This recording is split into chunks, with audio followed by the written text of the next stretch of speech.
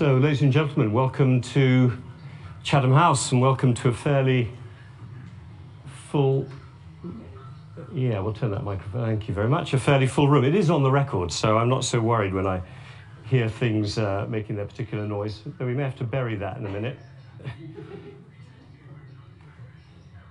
Is that the cricket score? I'm trying to work out, is that the test?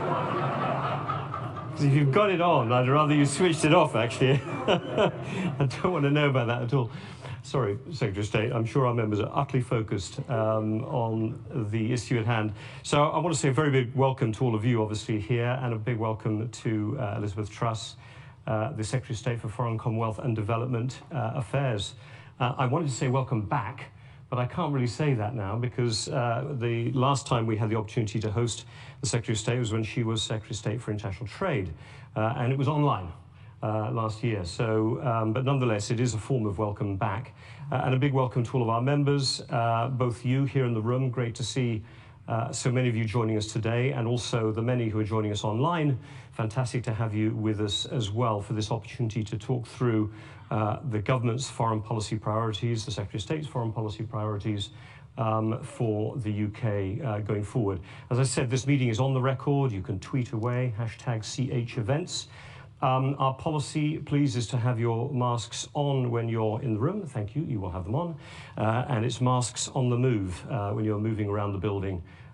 So please do that. So when we get to the Q&A, I'll repeat this later on, but for those of you in the room, please stay seated, wait for the boom mic to come to you, and you can take your mic off while you ask your question. And for those online, a reminder that the questions can be submitted to me via the Q&A function, not chat, and not the raise hand function, but through a Q&A, and I can draw on you later. Obviously, there's great interest in where Britain's foreign policy is going in the coming years, and I'll do that. Oh, you got it. It's one of those Grolsch tops. There's great interest in the future of Britain's foreign policy. How will the relationship play out with the United States, with the European Union, multilateral institutions? Where does a more global economy fit into the government's priorities here? And obviously some very topical and near-term issues like Ukraine, Indo-Pacific. And then, of course, we've come out of COP26. There's no shortage of topics to cover today, and we look forward very much, Secretary of State, to your remarks. And I think all of you know the Secretary of State took up her position as a Member of Parliament only in 2010. I say only in 2010 because she became Foreign Secretary September of this year, having served 2 years as the Secretary of State for International Trade. And prior to that, she'd already served as Secretary of State for the Environment, Food and Rural Affairs, as Lord Chancellor, Secretary of State for Justice, and also as Chief Secretary of the Treasury, which was your last position before international trade. So very well placed to give a feel of this government's priorities. Welcome very much, Secretary of State, to Chatham House. We look forward to your remarks and then some Q&A. Over to you. Thank you very much for joining us.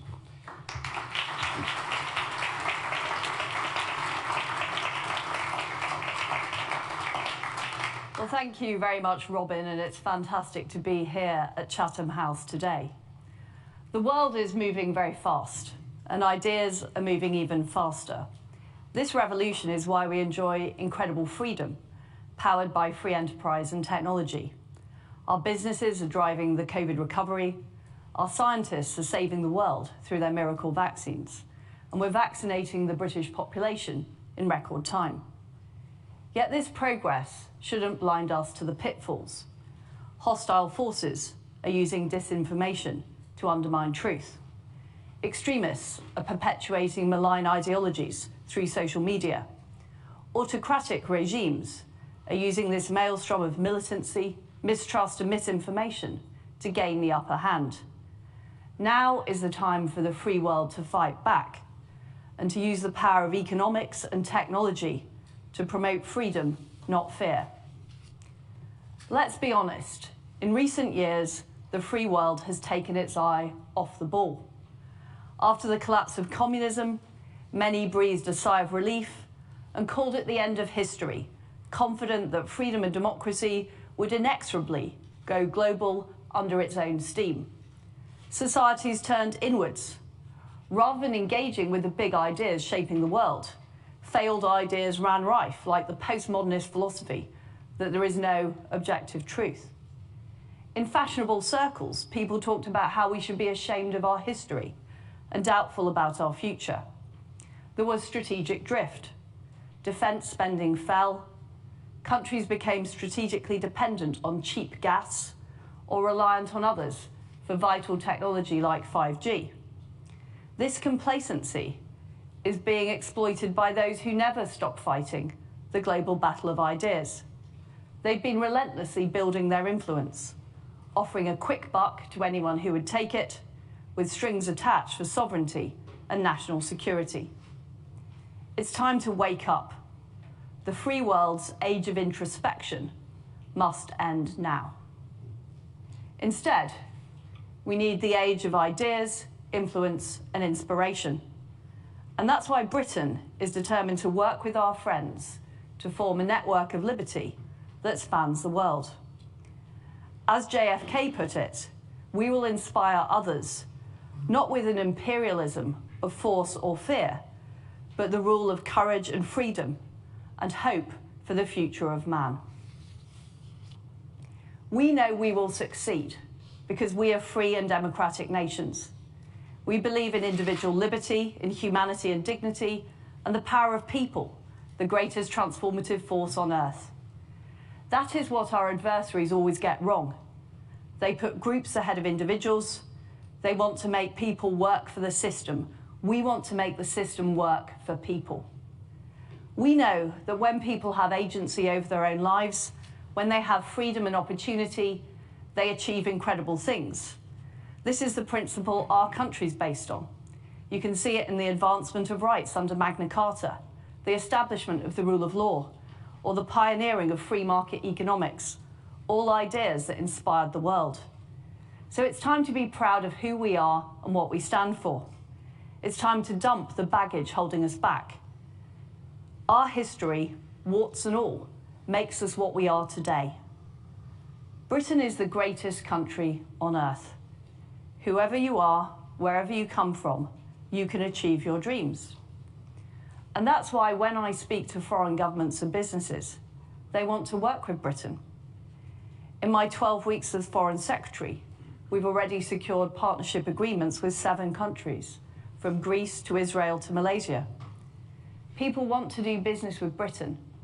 They trust us, and they see things in Britain that they would like for their own countries.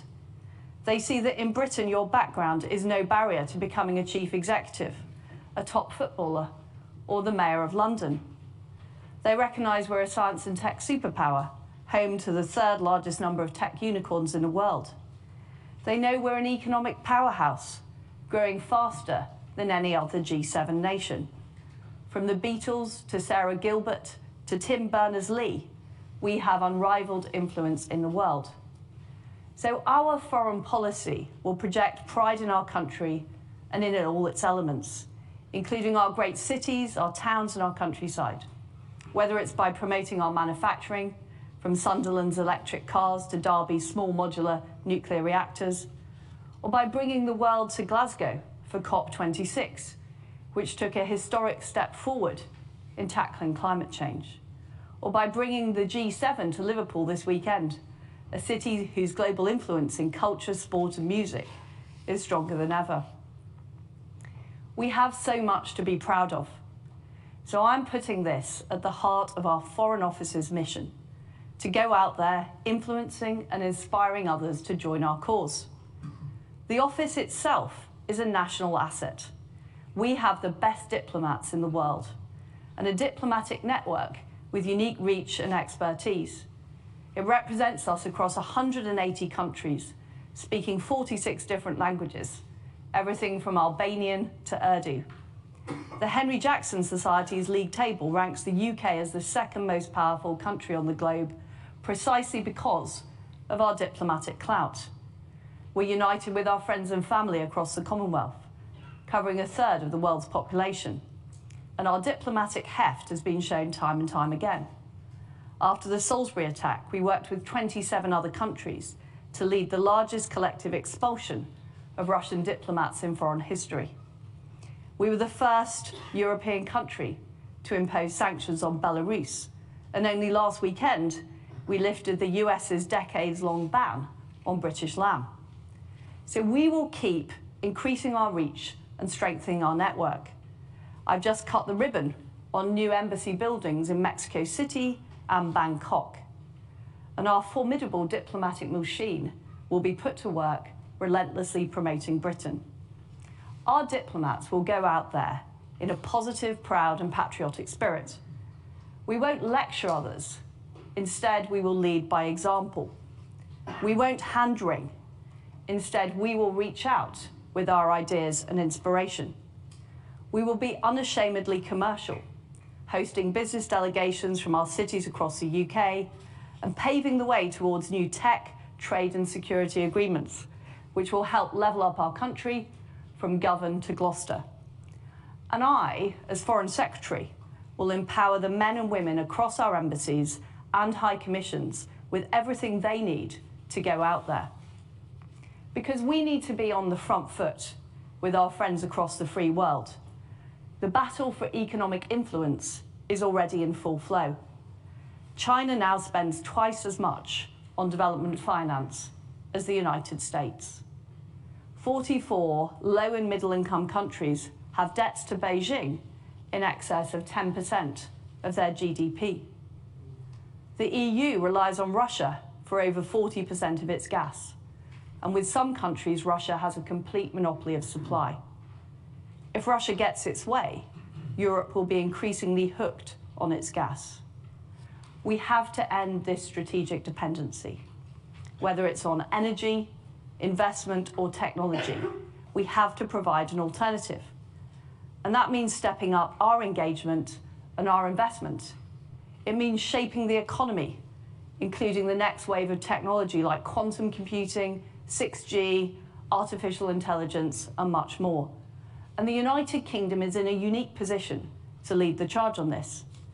After almost 50 years in the EU, once again, all the levers of international policy are in our hands: diplomacy, development, trade, and security. It's a new opportunity for the UK to shape the international agenda, an unfrozen moment that we must capitalise on. As an outward-looking sovereign nation, we're rebuilding our muscle to fulfil the promise of global Britain, ready to win opportunities for our country and win the future for freedom. Our adversaries seek to use economics and technology as tools of control. We want to use them as tools of liberation, and we will use all of Britain's influence, ideas and inspiration to achieve this. Firstly, we are reaching out to build new economic partnerships. Following our free trade agreements with 70 countries plus the EU, my successor, Anne-Marie Trevelyan, is pursuing a trade deal with India and accession to the Trans-Pacific Partnership. And those will mean that 2/3 of our trade will be covered by trade deals. We're also building new partnerships with low and middle income countries. We've launched British International Investment, our honest, reliable alternative, providing infrastructure finance and support for the green transition. The BII will help deliver £8 billion a year in UK-backed financing by 2025, up from £1.5 billion last year. And we will leverage the firepower of the City of London. For the first time, we'll be supporting projects in Southeast Asia and the Caribbean, as well as Africa, drawing them closer to major free market democracies like the UK. And early next year, I will be launching our new development strategy. Alongside our new approach on investment, it will focus on providing women and girls with the freedom they need to succeed. It will commit us to stepping up our response to humanitarian crises around the world. And it will ensure our development policies support our belief in freedom and democracy. Second, as a science and tech superpower, we will make sure that the free world leads the way in technologies of the future. We're joining forces with our friends to win supremacy in areas like quantum, artificial intelligence, biotechnology, and more. And we're forging new partnerships with fellow tech powerhouses like India, Indonesia, and Israel. We have a crack team of tech experts driving this forward in more than 40 diplomatic posts across the globe. And we're working with our friends to set standards in tech, from intellectual property to the free flow of data. This is just a glimpse of what's to come. We're negotiating new tech partnerships with the United States.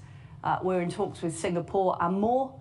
And in the new year, I will set out a new approach for the UK's tech leadership on the global stage.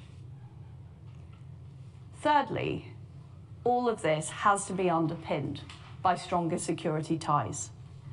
We are building a network of security partnerships to protect our people, our partners, and our freedoms, including on the high seas. We're forging cyber partnerships with allies around the world, from ASEAN to India, Canada, and more. And we're building our traditional security capabilities with the largest rise in defence spending for a generation.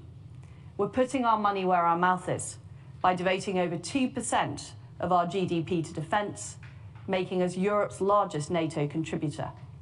We're steadfast in NATO, the Five Eyes intelligence partnership, and the Five Power defence arrangements with Australia, New Zealand, Malaysia, and Singapore. At the same time, we're going further and faster in other areas, such as our new AUKUS partnership. By joining forces with the US and Australia, we're protecting sea routes and stability across the Indo-Pacific. And we're deepening our work with Canada to cover regions such as the Arctic and beyond. We are working to advance our interests from a position of strength. Last week, I visited our troops in Estonia, and I joined NATO foreign ministers in Riga. Together, we will send a clear message that any incursion by Russia into Ukraine would be a strategic mistake. As President Biden said, there would be very real costs to pay. We stand with Ukraine in supporting their security and defence and helping them become more energy independent. Later today, I'll be meeting my Ukrainian counterpart, Dmytro Kuleba, to strengthen our ties further. We'll also work night and day to prevent the Iranian regime from ever getting a nuclear weapon. And we'll continue to work with our partners to respond to the security and humanitarian situation in Afghanistan. In all of these areas and more, we're taking the lead. We're seizing the initiative, and we're standing up for freedom and democracy. We're using all of our weight as the world's 5th largest economy. British international investment, leadership in technology, increased defence spending, and new, deeper trade deals. We are getting out there to build the network of liberty and advance the frontiers of freedom. And I'm delighted to see that our friends are stepping up too. Japan has just appointed an economic security minister, and they're developing new technology like 6G. Australia is building trade and security links around the world. I want to see all of our allies step up and seize this moment. And I want to see all freedom-loving nations calling time on introspection, protectionism, and isolationism. When we put freedom first, we all benefit.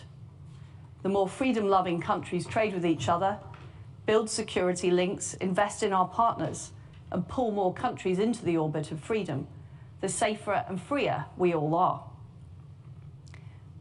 New agreements between like-minded countries, even when you're not part of them, are there to be celebrated. It isn't a zero-sum game.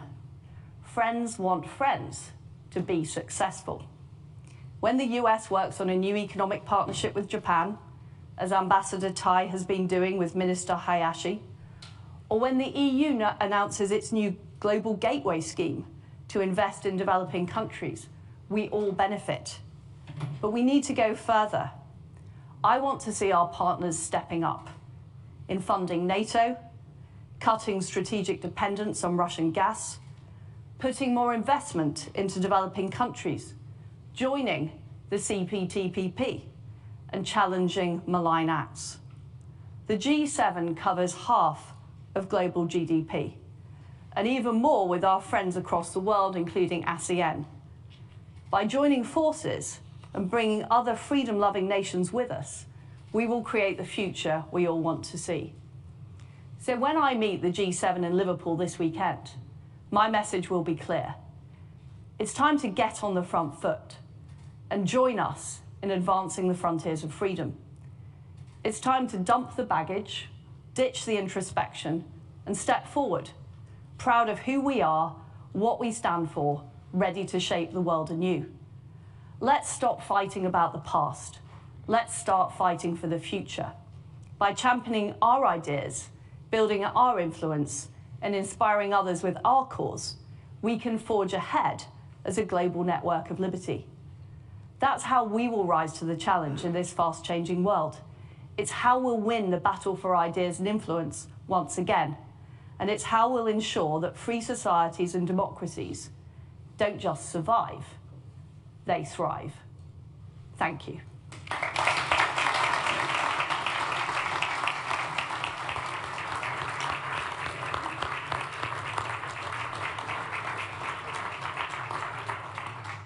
Thank you very much, Secretary of State. Just to remind everyone, we're going to take some questions. If you're joining us online, please put them into the Q&A box, and we'll do our best to get to you over time. Obviously, with members having taken the trouble to come into the room, I want to make sure that we get to ask a few questions here as well. I will come to you. I can see lots of hands going up, so just bear with me. I'll do my very best to get to as many of you as possible.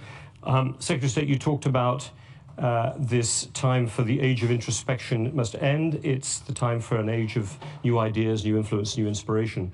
And the network of liberty obviously is at the core of that. If I could just ask you one kind of sort of setup question, if I may, and then I'm going to go straight to the room because we've got limited time and want to get as many ideas and questions on the table as possible.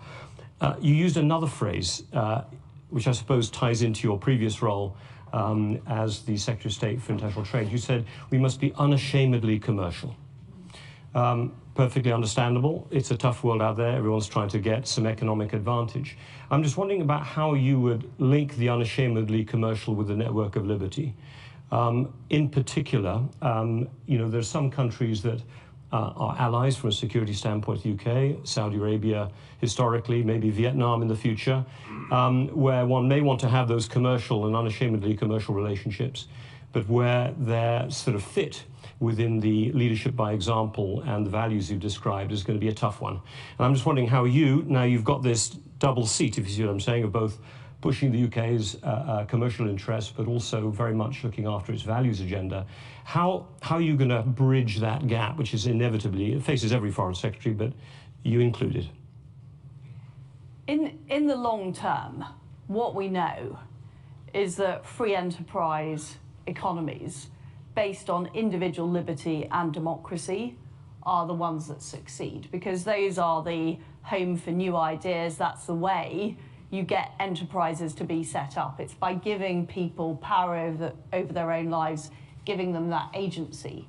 So it's very important in pursuit of our economic goals in the short and medium term, we don't do things that undermine free enterprise democracy. And that's the point I'm making. That's why I'm saying that we should be working more closely with like-minded allies.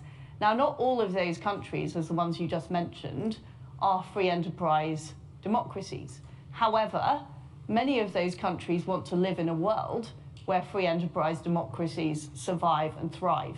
So it's all about working with countries who don't actively want to undermine the way of life we have here in the United Kingdom and also across our G7 partners. Hence my point about strategic dependency. You know, we need to avoid strategic dependency on Russian gas. We need to avoid strategic dependency on China. And we need to make sure that technology standards are shaped by the free world. But of course, the point I'm making is the best way, I believe, of the UK having influence is by example. And I really am struck by when I travel overseas of people admiring the democracy in the UK, tolerance, freedom that people have, our technology industries. And I think we need to be proud of that and promoting that. No, thank you very much. And that's, I mean, that's a straight answer, working with those countries that don't want to undermine UK and other democracies, even if they have different values. It's a different angle. Right. Thank you very much. Let me bring a few questions in. I'm going to go, first of all, right front here at the question. I'll take two. I'll take the lady there in the middle. So wait for the microphone to come. Stay seated. Mask off when it comes. 1, 2. Yeah. Foreign Secretary James Landale, BBC. First of all, why should people obey COVID rules from the government when and if Downing Street breaks those rules and then jokes and lies about having done so? And secondly, what changes are you going to make to the Foreign Office and the way it handles crises after the evident organisational failures of the Afghan evacuation, as made clear by the whistleblower this week? Okay, so we've got two questions there. I'm happy for the Foreign Secretary to address at least one domestic question on this sort, but I'm not going to ask her to address others, so I'll give you a chance to take that one domestic one as well, the backup. And while you think of your answer, just the lady right there first, please. Yeah. Introduce yourself. Thank you, Foreign Secretary, for your presentation. My name is Elizabeth Four. I'm the Director of the United Nations World Food Programme in the UK. Last week, we saw the launch of the Global Humanitarian Overview, which made clear that extreme poverty is on the rise after 2 decades of decline. 270 million people are severely food insecure around the world. 45 million people are on the verge of starvation.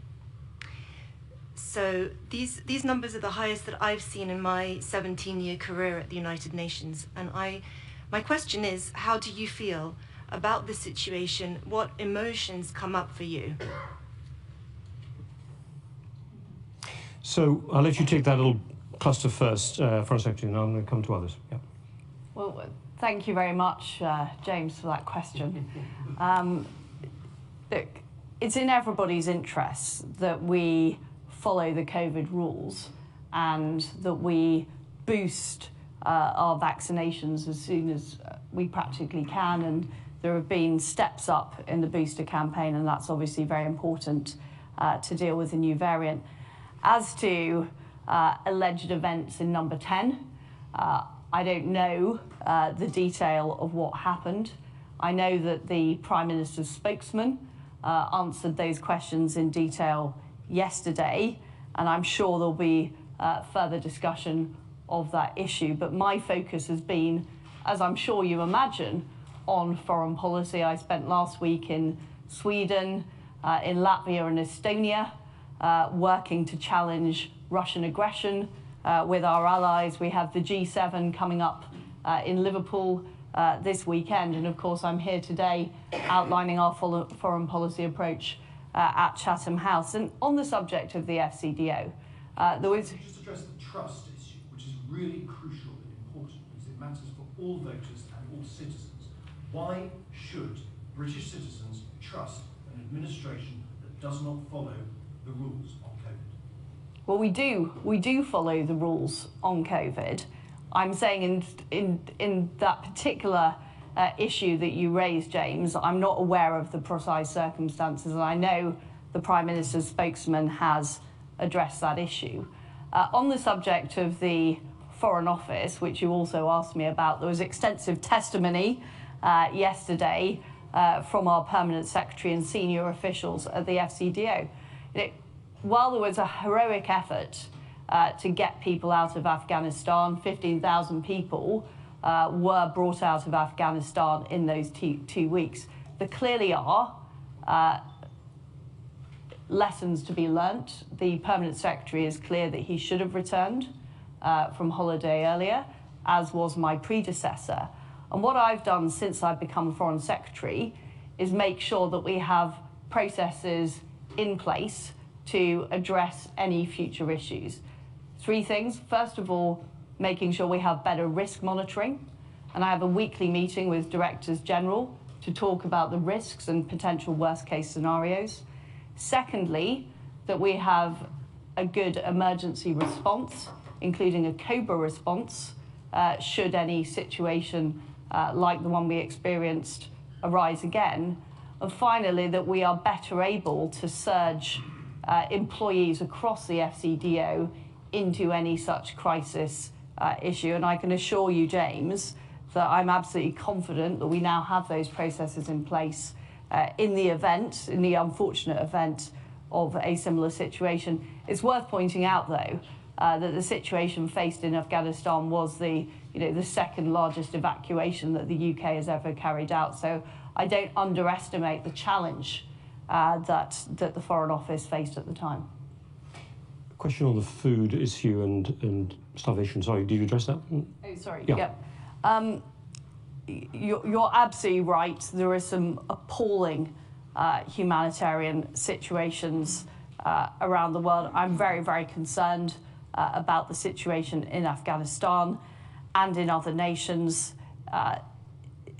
And you know, it's such a huge shame after we've made huge progress lifting people out of poverty that we're facing this appalling situation now. You know, what we're doing, and I've really outlined in the speech our long-term approach to development and how we are working on that. And I'll be launching a new development strategy in the new year. But the first thing I have done as part of the spending review is restore funding on humanitarian aid.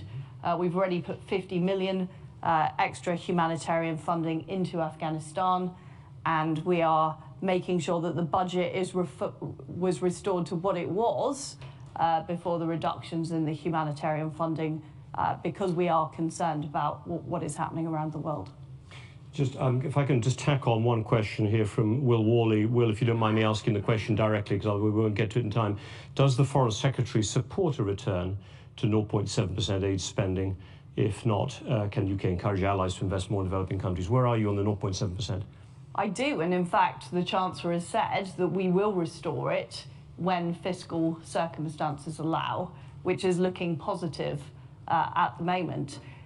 What I have been doing, and you'll have seen this through our launch of British international investment, is making sure we are putting more money through our bilateral programmes, restoring the funding for women and girls and humanitarian aid. But of course, when we get back to 0.7, we will be looking to further strengthen those priorities. But the UK's funding and overall wherewithal within BII is going up from £1.5 billion to almost £8 billion, including the extra financing we're leveraging by 2025. And what I want to do is encourage our allies to put similar increases into their infrastructure investment, helping countries transition to a green economy, helping them build their infrastructure in using honest and reliable investment that doesn't come with strings attached. I think that's very important. Great, thanks. I'm going to take two questions here at the front. First the gentleman, and then lady at the front, right here in the front row. Come all the way to the front, by where the man with the camera is. So first the gentleman, yeah, and then lady in front, yeah. Secretary of State, you mentioned that people trust us and that systems should come after the needs of people. Afghanistan faces us with unfinished business, not just the 15,000 who we brought over. What can you do to help speed up the resettlement of Afghans, particularly those stuck in third countries or even in Afghanistan itself? And I gather there's a major bottleneck at the British High Commission in Islamabad, which was highlighted by Channel 4 News on Monday. Question front, yeah, just take the mask off. Thank you very much, Madam Secretary. Tricia de Borgra, Chatham House member and freelance writer. I don't think there's one among us here that doesn't fully appreciate the complications and complexities of managing these relationships between countries today. And I know there's an awful lot of, if you like, nuance that happens behind the closed doors of diplomacy. But I did want to bring up an issue that I think for me defines how Britain plans to move forward and behave as a global power of influence on the world stage. And that is the £400 million that is still owed to Iran. Yes, after those 1,500 tanks never got delivered 40 plus years ago. But it's really, whether we like this regime or not, it is a legitimate regime, government. This predates Iranian sanctions. And I have to say, quite honestly, it's no more a dubious transaction than those that have been conducted between the UK's defence industries and other authoritarian regimes over the last 40 plus years. And I guess I'm prefacing this by saying whether that amount of money goes back and is used for nefarious reasons, it's really about, at this point, how Britain resolves an issue that is clearly in its remit to resolve. It is now, this is the kind of issue that weaponizes the lives of innocent people, and to some extent, the outcome of Nazanin Zaghari-Ratcliffe's outcome and her predicament, I will honestly say I think that this Prime Minister holds some personal responsibility for, and he has promised to pay back this money. So my question to you, Madam Secretary, is why are we not paying this outstanding legitimate debt? And maybe naively, forgive me if that's in question, could it at least be used not as credence to other authoritarian regimes that look at us and look to our own inconsistencies, but as a gesture of goodwill to the Iranians now that we're trying to sort of resurrect what seems to be a pretty defunct JCPOA? Thank you very much. So maybe those two questions, one on the Afghanistan issue and then on the very specific issue of £400 million owed to Iran. So on Afghanistan, since the initial evacuation of the 15,000 people, a further 3,000 have been evacuated, and in fact we're bringing people back every week. I visited the evacuee facilities in Qatar. The Qatar government are doing a fantastic job in helping us. They've brought a lot of flights into the UK, and the Home Office will be setting out the details of the scheme in due course, but we continue to bring people out of Afghanistan, as well as working with our partners to put pressure on the Taliban, particularly on forming an inclusive government and making sure that women and girls' rights are respected. So there has to be pressure from the international community as a whole. You know, I've been talking to our partners around the world about making that happen. On the subject of the Iranian debt, we are working to resolve the issue. We do want to pay this debt. We recognise it's a legitimate debt, but of course there are lots of issues, which I'm sure you are quite well aware of. And you know, the discussions that I'm having, I have spoken to my counterpart, the Iranian foreign minister, on several occasions, so has James Cleverly, with the deputy, and our officials are in discussions seeking to resolve this issue. But it's not simple for various reasons. I'm also pressing for the return of our unfairly detained British nationals, including Nazanin, and we are working night and day to make that happen. And just on the subject of the JCPOA negotiations resume tomorrow in Vienna. This is really the last chance for Iran to sign up, and I strongly urge them to do that, because we are determined to work with our allies to prevent Iran securing nuclear weapons. So they do need to sign up to the JCPOA agreement. It's in their interest to do so. Thank you very much. And it is, yeah, as you said, getting to a very sensitive point with Iran, given their high rates of nuclear enrichment right now. So I think it's an important point you added that in. I'm going to take a couple of questions, if people could just be patient online, because we've got an equal number, in fact more, online, and I must be fair to some of our members who've joined that way as well. I'd like to go to Alessandro Rosselli first, if we could unmute Alessandro, and then I'm going to go to Dominic Caratu. Rosselli, are you there, Alessandro? Listening for the voice to emerge from the distance? Yes, I'm here. We can hear you. Please, go ahead and ask your question.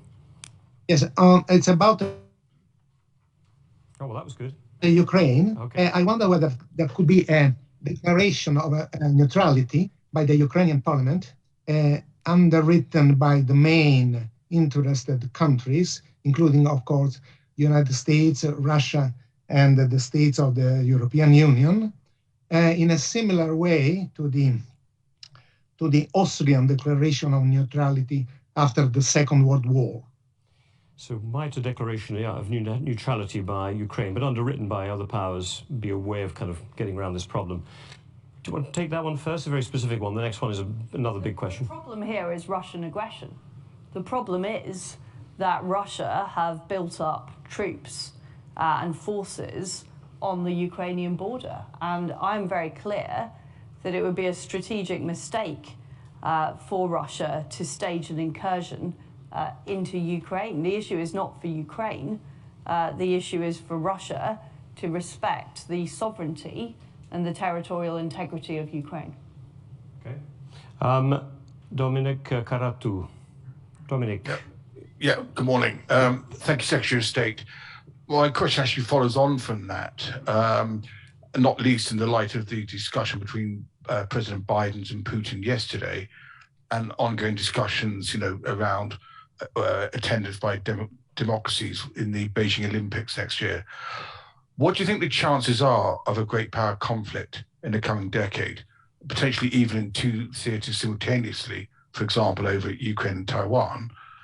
And does the West currently have the resources and political will to step up to such an overt challenge? Or do we need some sort of appeasement whilst we get our act together? I don't have a crystal ball, and the future is there to be made. It's not independent of all of the countries involved, and this is the entire point of my speech, is that the free world needs to step up. We need to step up in terms of security, in terms of contributions to NATO. We need to step up in terms of economic engagement with the rest of the world, because we are seeing strategic dependency on energy, on technology, on investment, which is putting some countries out of reach or out of the circle of freedom-loving democracies. So it's entirely within our power as the free world to step up, to engage economically, to make sure that we have the security and defense capabilities to prevent the type of situation that you're describing. We absolutely want to prevent that, but the best way to prevent that is from a position of strength. Yeah, I would just note on a Chatham House standpoint, we're undertaking a project right now actually looking at cooperation between France and the UK around the issue of contingency risk to Taiwan. So obviously thinking about these things in advance, as you said, you can define your own future rather than having to expect things to go the other way. Let me say, I know there was a question at least here on the press, and I've got to take a gentleman here first, and then I'm going to go right over to that side of the lady with the mask there. Yeah, sorry, I had a lot of hands. I won't get you all. I'm going to do my best. Yeah. Introduce yourself, please. Hi, William James from Reuters. Would you support the deployment of more troops to the Ukraine and Russia, either through NATO or through Britain directly? Okay, yeah. Why don't you take that one or the other? The UK is already providing security and defence support to Ukraine. My colleague Ben Wallace, the Defence Secretary, was out in Ukraine very recently. I'm meeting the Ukrainian Foreign Minister today to talk about closer strategic cooperation. And of course, we're also discussing with our NATO allies other measures, such as economic measures and diplomatic measures that can be taken. But we are very clear that we are standing with Ukraine in the face of this aggression. Thanks. Please, lady, yeah, first lady. No, sorry, it's the lady in front. Yeah, exactly. Naomi, yeah. Thank you. Sorry, Nomi Bayakov. I'm an associate fellow in the International Security Program here at Chatham House. I would just like to push you a little bit further on the aid budget. You had stated that the Chancellor of the Exchequer has committed to bringing it back up when circumstances so permit. Meanwhile, we are engaging. The world is engaged with very, very, very serious humanitarian and other crises. So if you could just elaborate upon how you plan to deal with that. On Nicholas McLean's question on the current population of Afghanistan that helped the Brits, that worked with the Brits, there are very large numbers. A lot of people fear for their lives. I'd like to know a little bit more about what you're doing in terms of trying to get those out. And last but not least, Myanmar. What a lot of phrases about freedom and liberties, but we're seeing the exact opposite trend there. There was a coup d'etat. Aung San Suu Kyi has been sentenced. She's got 12 more counts against her. We're presuming they're all trumped up. What is the UK government doing about it? Thank you.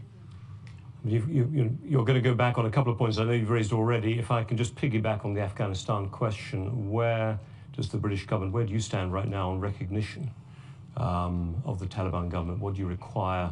What's the kind of strategy? Because in a way that might get us to a place where we can address some of these other humanitarian questions. If I could just bring that angle in on the Afghanistan question. So on the subject of the development budget, what we've done so far in setting the priorities for next year within the 0.5 envelope, which is what's in next year's budget, is restoring the budget for women and girls and humanitarian aid to back to what it was.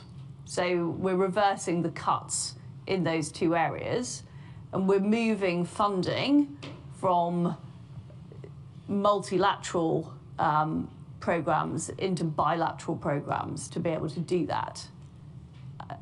Because that is an absolute priority for us, making sure that women and girls funding is restored and humanitarian funding.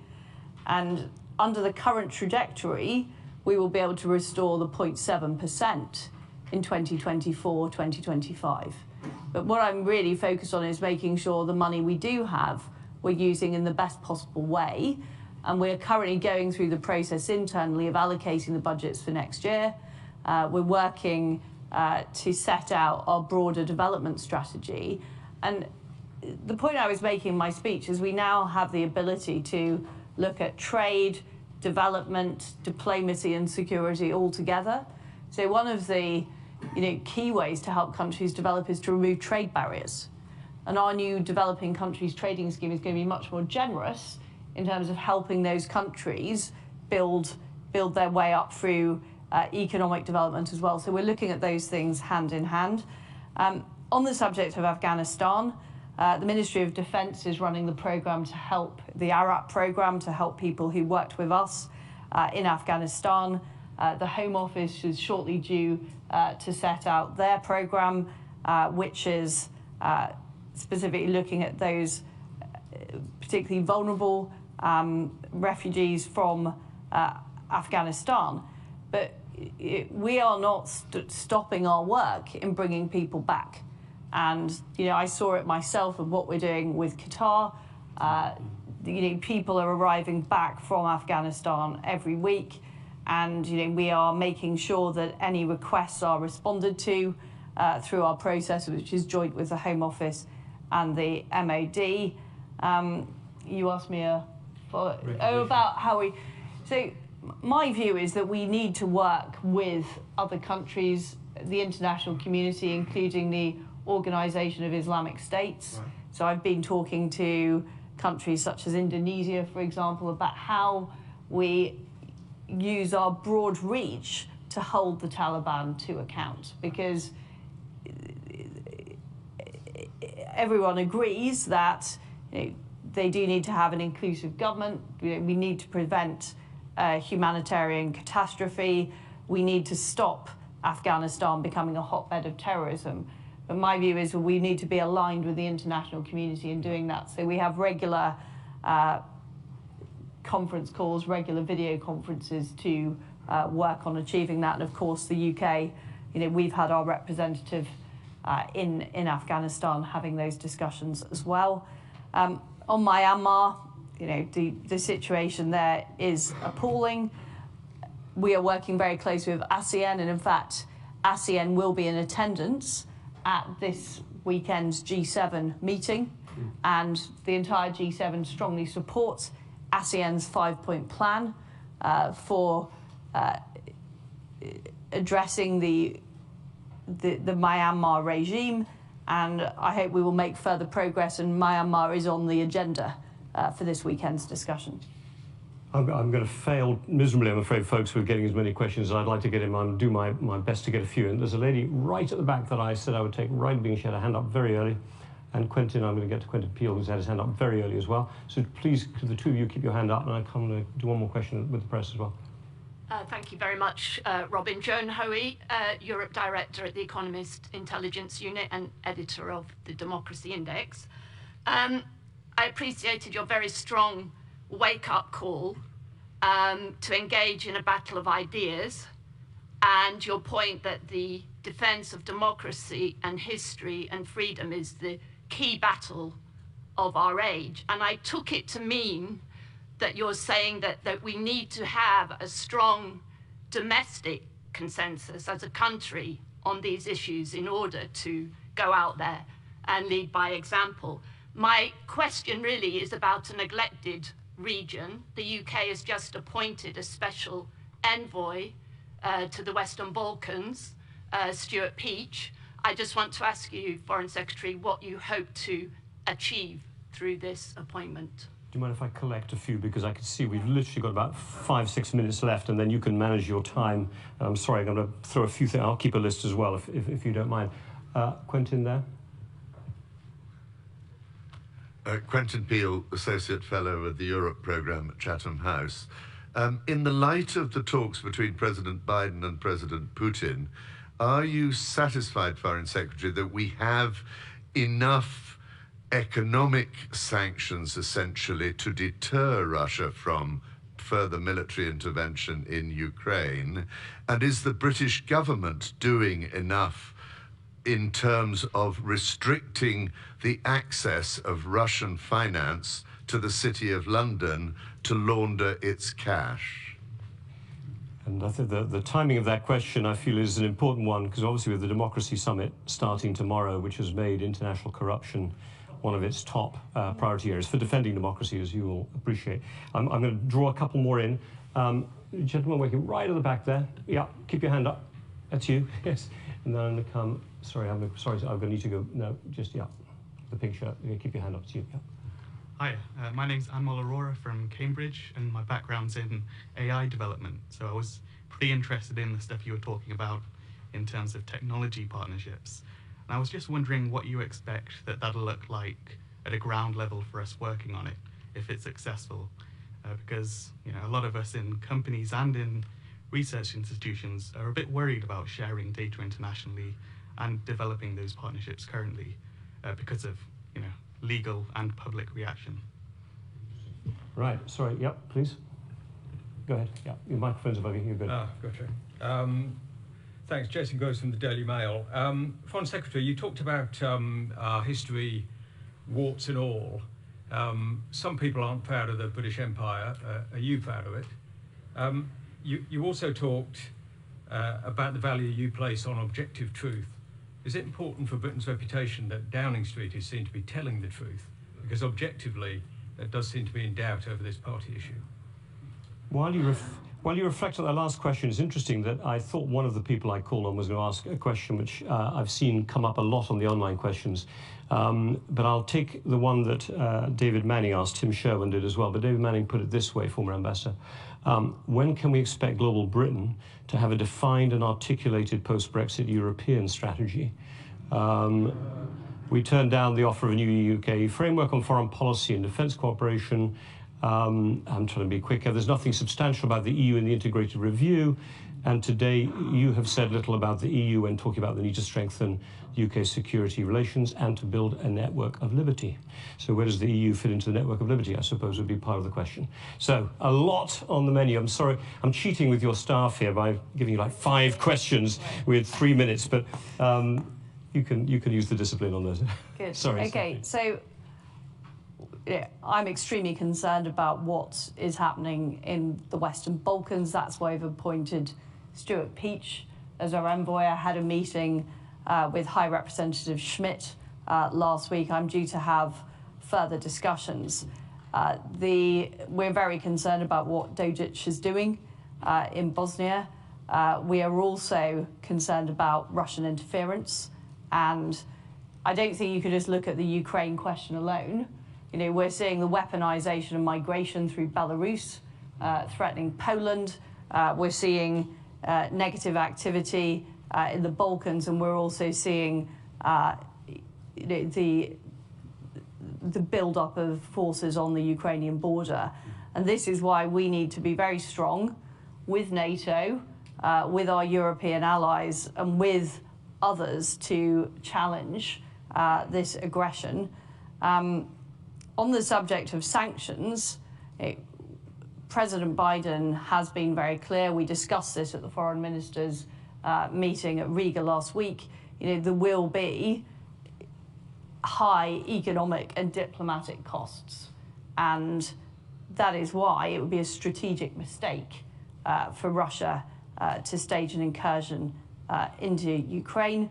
We have very tough anti-money laundering rules here and anti-corruption rules. On the subject of AI, I'd be interested to talk to you more and hear more of what you've got to say, because I think we need to be leading in setting standards in areas like AI that protect freedom, democracy, individual liberty, property rights, the things that we believe in. And I want to put more of our view into these international discussions. So I'd be interested to follow up with you and hear what you've got to say about that subject. Jason Groves, you asked about the British Empire. I mean, it's a fact of our history, and this is what I meant about, warts and all. Of course, there is, egregious things have happened in Britain in the past. I'm not saying it hasn't, but I don't think there's a country in the world you could point to that has had a perfect history of modern liberalism. But where we are now is we are a great country. We are a free country. Everybody in Britain has the opportunity to succeed, and we've got to be proud of that. So let's stop